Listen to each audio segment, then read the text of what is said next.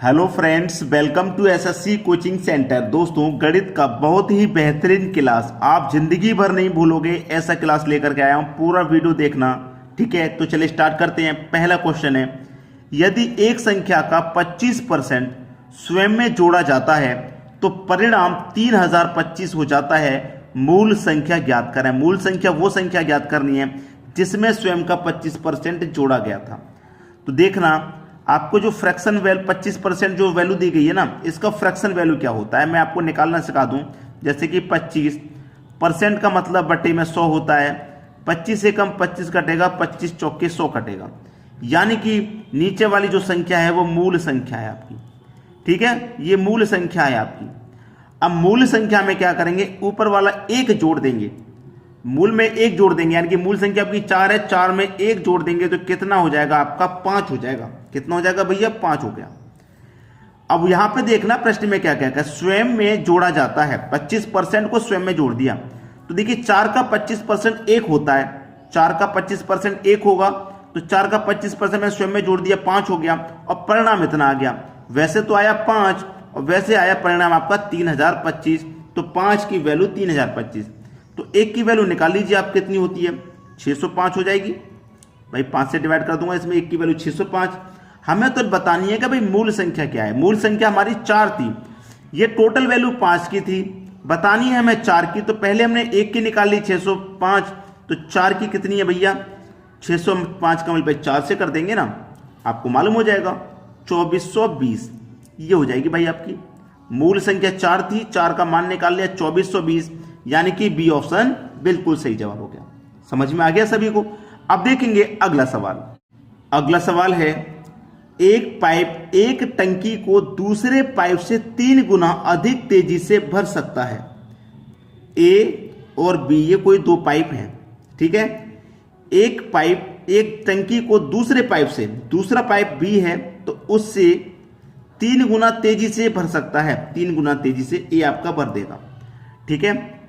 यदि दोनों पाइप एक साथ टंकी को 36 मिनट में भर सकते हैं। दोनों पाइप को अगर मैं मिला दूंगा तो ए भरेगा 3, बी भरेगा 1, दोनों मिलकर के 4 भर लेंगे। दोनों मिलकर के 4 भरेंगे और 4 भर रहे हैं दोनों मिलकर के। कितने समय में भर रहे हैं भाई? याद रखना कि समय जो आपका घंटे में है, मिनट में है, सेकंड में, किस में दिया गया? मिनट में।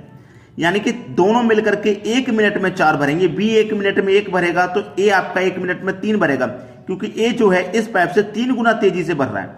तो दोनों मिलकर के 1 मिनट में 4 भरेंगे तो 36 मिनट में भरा गया है।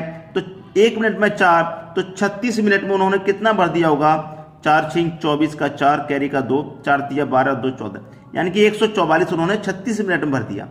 तो धीमा पाइप अकेले टंकी को कितने समय में खाली टंकी को भरेगा? मतलब जो धीमा वाला पाइप है, जो बी धीमा वाला है, वो खाली टंकी को कितने समय में भरेगा?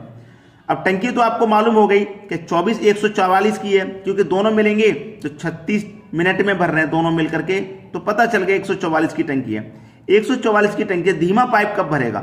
धीमा पाइप 1 मिनट में 1 भर रहा है तो 144 को तो 144 में भरेगा। पहला ऑप्शन सही जवाब। क्लियर है? चलिए अब देखते हैं अगला क्वेश्चन। अगला सवाल है, ए अनुपात बी बराबर 3:2। तो 3a माइनस 2b अनुपात 2a माइनस b किसके बराबर है? यहां पे मैं बता दूं कि आपको दिया गया है मान, देखिए a अनुपात b। भाई a की वैल्यू 3 दी गई है, b की वैल्यू 2 दी गई है। तो a और b दोनों का मान आपको पता है, तो इसमें बस रख देना है आपको मान। जैसे कि 3a की वैल्यू कितनी है भाई? 3a है और a की वैल्यू कितनी है? 3 है ना, तो मल्टीप्लाई में 3 माइनस 2। b की वैल्यू कितनी है? 2, तो मल्टीप्लाई में 2, ठीक है?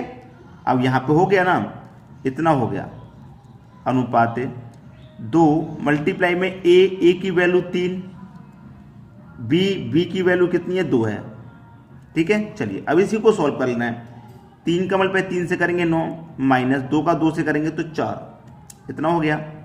चलिए 2 त्रिक का 6, 2 त्रिक का 6, माइनस का 2, ये हो गया।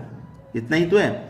अब 9 में से जाएगा 4 तो बचेगा 5, और 6 में से जाएगा 2 तो बचेगा 4, यानी कि 5:4। ये आपका बिल्कुल सही जवाब, 5:4, पहला ऑप्शन। क्लियर है। चल अब देखते हैं अगला क्वेश्चन। अगला प्रश्न है 3 की पावर 6 गुने 5 की पावर 7 और 2 की पावर 5 और 3 की पावर 5 का HCF क्या है। तो आपको यह देखना है कि कौन सी संख्या 2 बार रिपीट हुई है या 3 बार। तो मुझे ये दिख रहा है कि 3 आपका 2 बार रिपीट हुआ, तो मुझे 3 ही लेना है। ठीक है, 3 ही लेना है। इसके ऊपर पावर कम वाली लेनी है मुझे, कम वाली। यहां 6 है, यहां 5 है, तो मैं 5 पावर लूंगा कम वाली। बस 3 की पावर 5 का मान बता दो कितना होता है।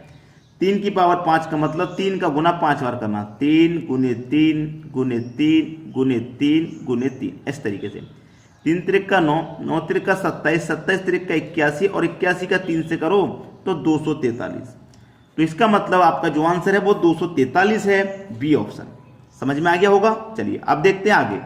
अगला प्रश्न है यदि x प्लस 1/x बराबर 2 तब x की पावर 4 प्लस 1/x की पावर 4 का मान है। ये क्वेश्चन है आपका। याद रखना जब भी यहां पे 2 दे दिया जाए तो कोई फॉर्मूला मत लगाना, किसी के चक्कर में मत पड़ना। जब आपको यहां 2 दे दिया गया है तो आपको x इक्वल टू 1 मान लेना है। क्या कह रहा हूं मैं, x इक्वल टू 1 मान लेना है जब यहां पे 2 रहेगा। कभी कभी क्या होता है कि यहां माइनस का 2 दे देता है।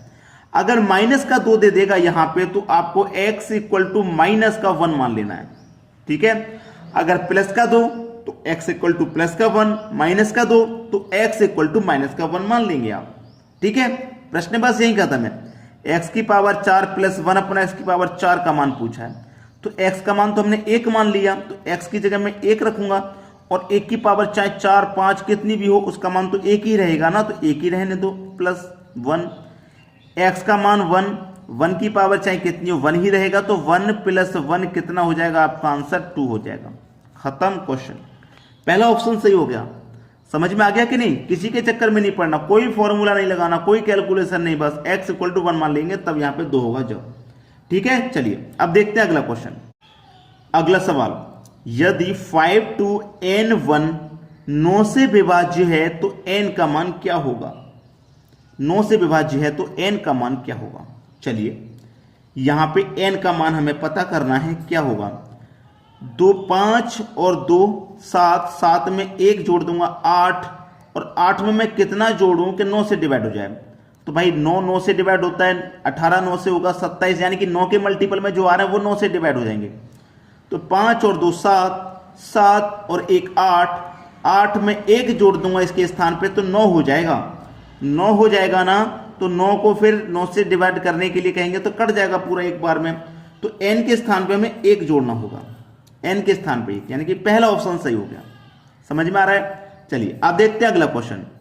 अगला प्रश्न है यदि 2a बराबर 3b बराबर 8c तो abc क्या होगा।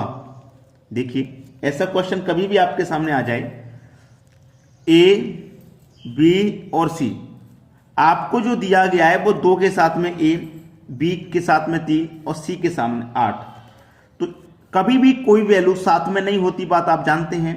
जब साथ में दे रखी है तो उसे बटे में ले लेंगे। जैसे 2 है, a है, इस 2 को 1 के बटे में ले लेंगे 2, इसको भी 1 के बटे में ले लेंगे, b की वैल्यू को 3, और ये c के साथ में तो इसको भी 1 के बटे में ले लेंगे 8। लेकिन अनुपात कभी भी बटे वाली फॉर्म में नहीं होता। इसको सही फॉर्म में कैसे बनाएंगे, 2 3 और 8 का आप एलसीएम ले लेंगे, 24 आ जाएगा। 2 से कटाओ 24 को 12 बार में जाएगा, 12 कमल पे 1 से करो तो 12। 3 से कटाओ 24 को 8 बार में जाएगा, 8 कमल पे 1 से करो तो 8। 8 से कटाएंगे 3 बार में जाएगा, 3 कमल पे 1 से करो तो 3। तो 12 8 3 सही रेशियो आपका क्या है, 12 8 3। ये है प्रश्न का बिल्कुल सही जवाब, 12 8 3, 12 8 3, डी ऑप्शन सही हो गया। तो दोस्तों आज के वीडियो में इतना ही। शेयर करना ना भूलें, शेयर अवश्य करें। ठीक है दोस्तों, धन्यवाद।